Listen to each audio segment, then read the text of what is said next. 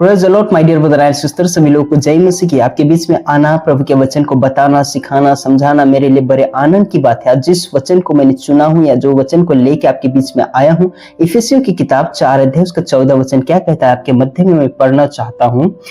ताकि आगे को हम बालक ना रहे, जो मनुष्य की ठग, वेढ़ी और चतुराई से उनके भ्रम की, युक्ति की और उपदेशक की हर एक बहाई और उछालने और इधर से उधर जाते हो।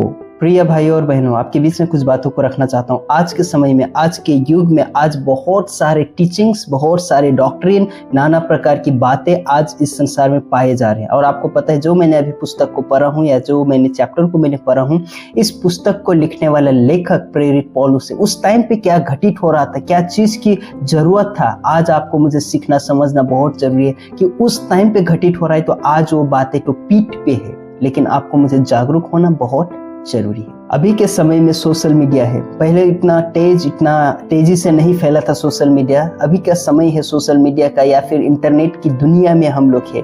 आज कोई भी चीज आपको पाइए, चाहे वो बिब्लिकल बातें हो या सेकुलर बातें हो या कोई भी नाना प्रकार की चीज हो, चुटकी में मिल जाता है। लेकिन आपको मुझे एक चीज समझना होगा, जहाँ पे अच्छाई है वहाँ पे बुराई भी है, जहाँ पे सही चीज है वहाँ पे गलत चीज भी पाया जाता है। आपको मुझे सीखना समझना बहुत जरूरी है। जहाँ पर सोशल मीडिया में आत्मिक बातें कहा जा रहा है, आपको परखना क्या सच में वह आत्मिक बातें हैं, क्या सच में वो मेरे जीवन के लिए लाभदायक है। अगर एक चीज को अगर आप और मैं जांचते हैं और उस चीज के ऊपर गंभीरता में चलते हैं तो हमारे जीवन के लिए हम मैच्योर बनते हैं या फिर आत्मिक रीति से ग्रोथ होता है।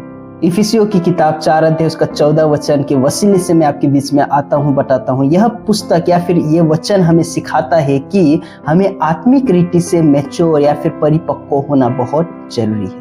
यीशु मसीह चाहता है कि हम विश्वास में बच्चे बन के ना रहे, लेकिन हमारे अंदर एक मैच्योरिटी आना होना चाहिए। इस पत्र को उस कलीसिया को लिखा गया जो एशिया माइनर में सबसे बड़ा इफिसियों की कलीसिया थी, और वहां पर बहुत सारे प्रकार का गलत टीचिंग फैल रहा था, गलत डॉक्ट्रिन को लेके आ रहे थे, और यहाँ तक कि वहां पे मूर्ति पूजा वाले लोग भरे हुए थे।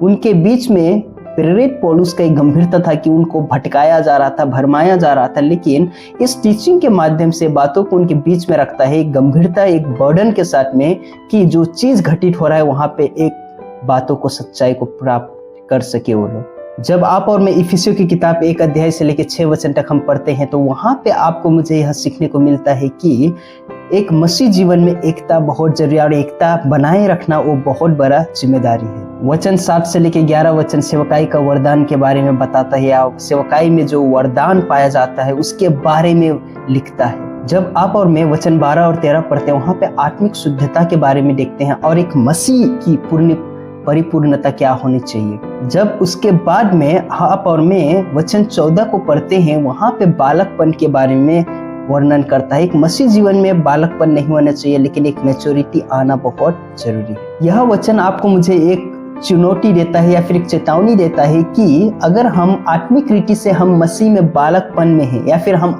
बालकपन में अपनी जीवन व्यतीत कर रहे हैं, तो फिर हमें कोई भी हमें भटका सकता है या भ्रम में डाल सकता है। इफिसियों की किताब 4 अध्याय उसका 14 वचन को लिखने का मकसद या पर्पस क्या था, आपको मुझे सीखना होगा। जहां पे वो विश्वासी थे, वो विश्वासियों को आत्मिक परिपक्वता के लिए प्रेरित करना। दूसरी बात, झूठी शिक्षा जो फैल रही थी, जो झूठी डॉक्ट्रिन, झूठी टीचिंग जो फैल रही थी, उनके बीच में उनको जागरूक करना। तीसरी बात उसमें यह है कि जो कलीसिया में एक एकता नहीं था, एक प्रेम नहीं था, और कलीसिया में सच्चाई के लिए कोई तैयार नहीं था, उनके बीच में ये बातों को रखा गया।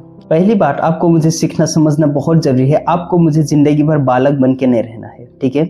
एक मसीह जीवन ऐसा है, हमें मैच्योरिटी हमारे जीवन में रहना बहुत जरूरी है। अगर आप और मैं बालक के समान जीवन व्यतीत करें, हम बढ़ नहीं रहे आत्मिक रीति से, आत्मिक जीवन हमारा ग्रोथ नहीं हो रहा है, हमें कोई भी गलत चीज सिखाकर हमें बहका सकता है या हमारे जीवन को गलत राहों में लेके जा सकते हैं। सो हमारे अंदर एक मैच्योर, एक सियाना बनना बहुत जरूरी। बालक जो होते हैं बहुत जल्दी किसी भी चीज को प्रभाव हो जाते हैं या फिर बहुत जल्दी फंस जाते हैं, क्योंकि वो मासूम रहते हैं, भोले रहते हैं।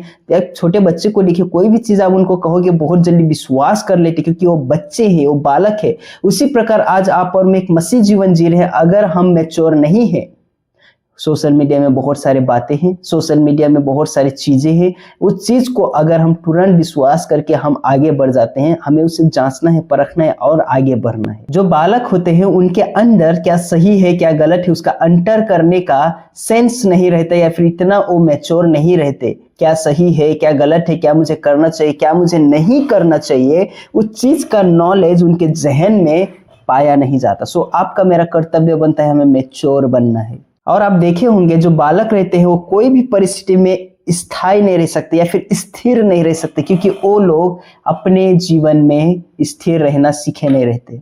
पहली बात, वचन का गहरा ज्ञान नहीं रहता या फिर वचन में इतना परिपक्वता में बढ़े नहीं रहते, लेकिन आपको मुझे वचन में ज्ञानी बनना बहुत जरूरी है। और वो लोग ऐसे होते जो नया अनमेच्योर लोग हर कोई नई टीचिंग को तुरंत वो विश्वास कर लेते हैं या फिर उसको विश्वास करके मानकर अपने जीवन बिताने लगते हैं। जो मैच्योर नहीं रहते वो भावनाओं में बहकर कोई भी निर्णय लेते हैं, फिर भावनाओं में बहकर बहुत सारे चीज वो कर लेते हैं। आपका और मेरा परमेश्वर चाहता है कि आप और मैं विश्वास में स्ट्रांग बने, विश्वास में बढ़ते चले जाए।